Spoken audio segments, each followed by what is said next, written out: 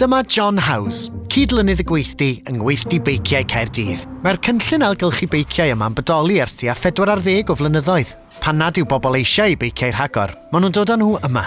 Cant wedyn ei hadfer gan dîm o fecanics sy'n barod i'w trwsio. Mae tua 12 o wirfoddolwyr yn rhan o'r cynllun.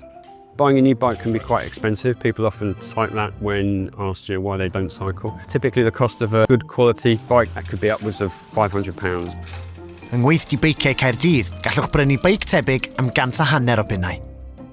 Mae yma hefyd Gweithdy, lle gallwch ddod i gael eich beic wedi ei drwsio yn y fan ar lle, ar gost resymol. Gellir hefyd fynych chi cyrsiau hyfforddi yma. Y gobaith yw y bydd pobl yn dysgu mwy am sut i ofalu am ei beiciau ac yn dod yn fwy hyderus wrth ei trin.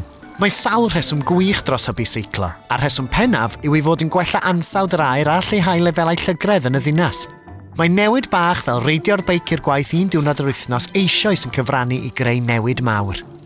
A chyn pen dim, byddwch chi fel John yn byw a bod ar y beic ac yn cael modd i fyw.